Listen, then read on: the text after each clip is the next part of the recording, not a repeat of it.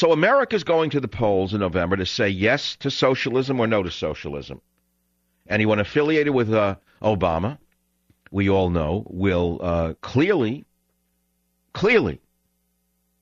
well, let's put it another way. Let me rephrase the question. Anyone who he is campaigning for who does not get reelected will not get reelected because he's too closely tied to the president. Let's put it to you that way. So again, I ask you, why do you suppose there's going to be a tidal wave that's coming in 2 weeks? It's not so much because there's going to be new voters at all.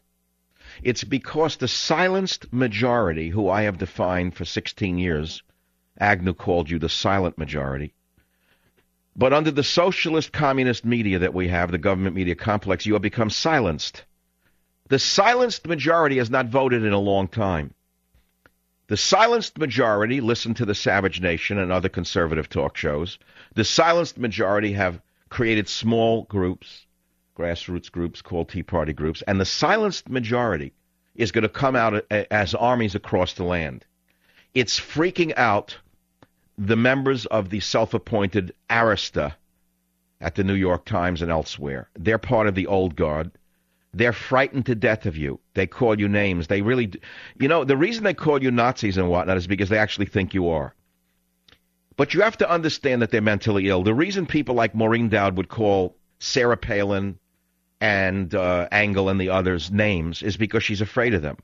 She calls them the mean girls from high school, the kind of girls who spray painted your locker, etc., because she's afraid of them. Because people like Maureen Dowd and the other old-timers from the New York Times are frightened of real American women. They never meet them. They never run into them. They don't know what they look like. Most of these women are not mothers, the leftists now. They never got married, or if they did, they didn't have children, or their husbands left them for another man. So they don't like women who are real women with children and grandmothers. They hate them, as a matter of fact. To them, an American grandmother is a fascist. To them, an American grandfather is a neo-Nazi. That's to show you how mentally deranged they really are. And so the armies of America are going to come out in 2 weeks, and they're going to throw the bums out. Now, that doesn't mean all will be well. I've warned you that many of the Republicans are snakes in sharkskin suits. If they still sell sharkskin, it's just a nice turn of phrase. Many of them are the same old Bushites, the K Street mob, and they would be another disaster waiting to happen.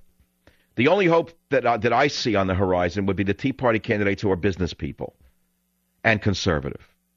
Because we are in the last days of America. If we don't throw them out in 2 weeks, then Obama says, aha, although it was close, we only lost 15 seats, and that's, the word I want to use is collateral damage. In other words, we'll keep pushing our socialist agenda, and it doesn't matter because we'll only lose another 15 seats next time, and it's worth it for us to see our communist dreams realized. Do you understand that? So to them, losing seats, if it's too small, would be collateral damage. It would be worth what they did to this country. In other words, well, turn it around. It would be worth their losing the 15 seats for what they could get away with in terms of ripping off the country and ripping off our democracy. You don't seem to understand how they think I do. You're very fortunate that you have a man like Michael Savage in America able to understand the enemy and explain them to you, by the way, which is why trickle-up poverty is so popular. Eric, welcome to the program. What's on your mind? Michael, you're the man. I mean, nobody else is dealing with the real problem. Everybody's talking about the Tea Party, talking about the election, but you're the only one who's giving the Republicans a strategy for winning. They should hire you as the person to develop a counter strategy. You're the man who can help them.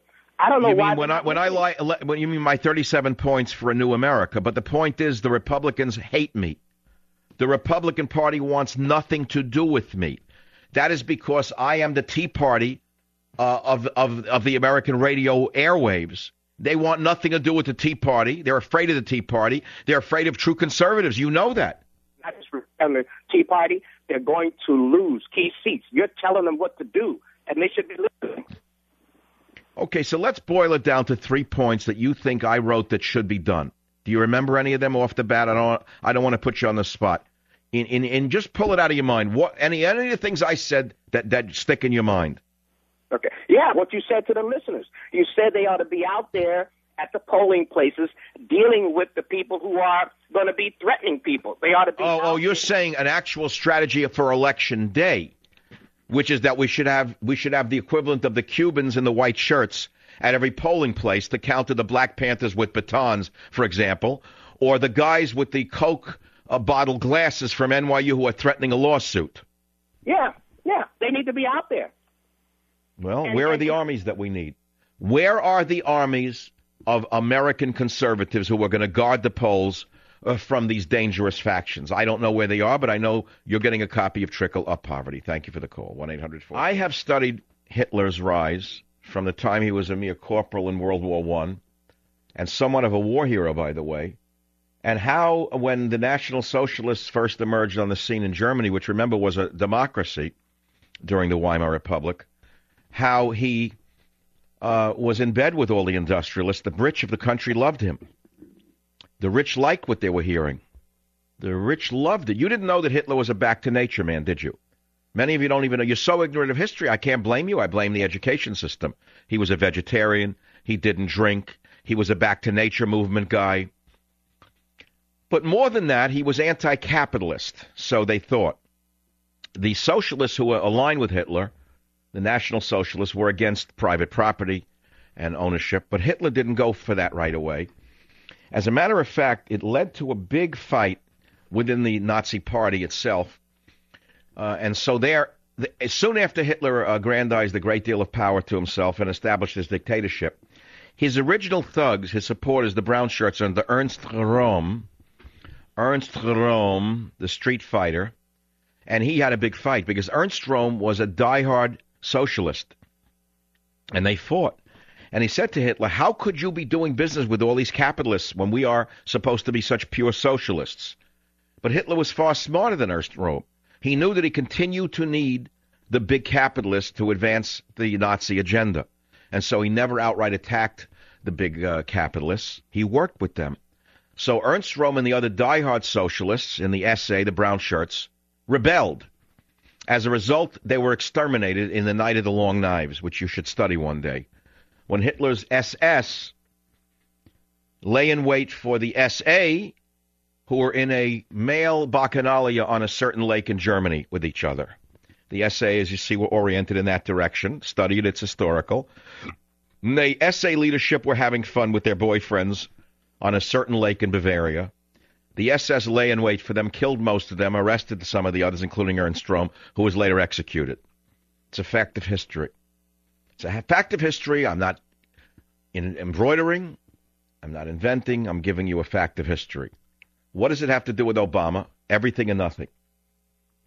Everything, because it's quite telling to study how Hitler rose to power using, although he said he was a socialist, he used the capitalists to get to power. Okay? And his socialist buddies were very mad at him because he didn't impose his socialism fast enough, so he had them killed.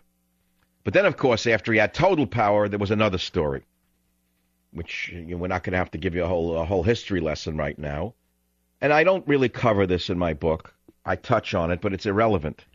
What's relevant to this discussion is Obama's Marxist socialist roots and why I define him as not a socialist. That's baby talk.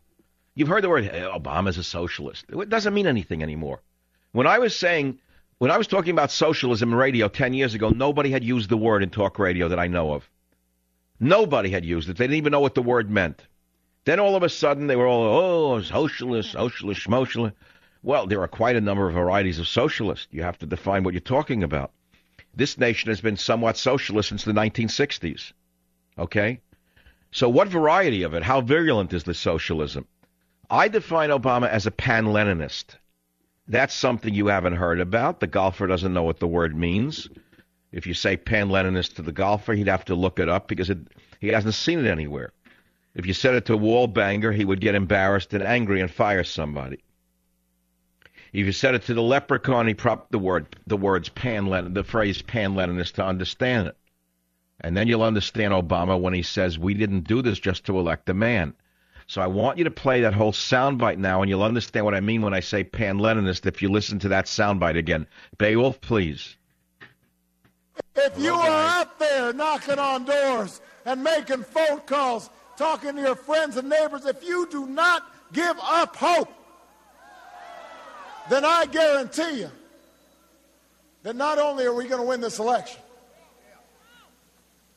because this was never just about putting a president in the White House. It was about building a movement for change that lasted for a long time. We will build Okay, there you go. Building a movement for change that lasts a long time. Now, does that definitively prove he's a pan-Leninist? Of course not. But he certainly gives away an intimation of what I am talking about. And the rest you have to, study to get to the bottom of it.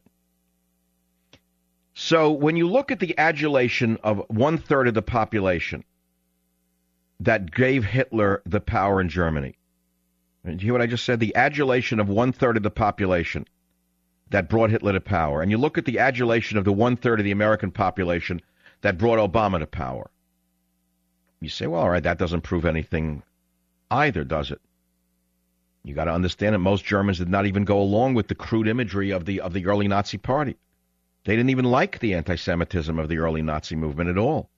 Most Germans were quite polite. They did not go along with the crude images that Hitler was putting out there. Nor were they likely to become involved in or approve of physical violence directed at individual Jews and their property.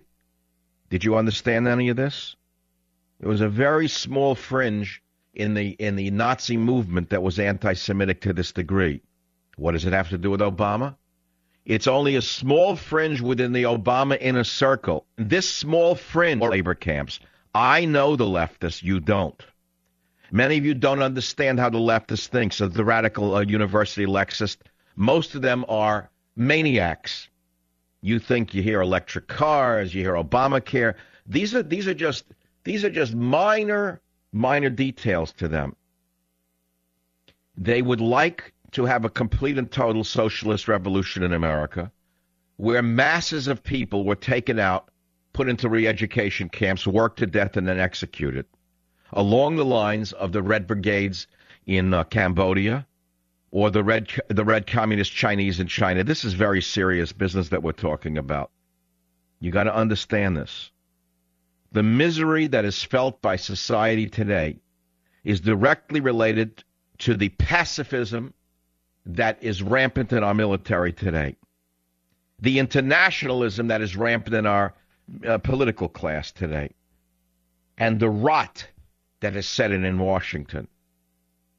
You understand what I'm saying to you? I don't have to go into a tirade right now to make my point. I don't have to do that at all. We know that the decayed old political system in America is cracking right now. We know that we have to build a new America, built on the fundamental values that built America. We know we have to build America based on the basis of achievement, strength, will, struggle, freeing the genius of the individual personality. But you don't hear any of this rhetoric coming from any of the politicians, do you? You hear it in crude form, but not really in the way I just put it to you. How can the strength of the nation be improved, is the question. Do you think Obama can rescue the common strength of the nation? I don't. I think that he has ruined the nation in the 2 years he's been in power.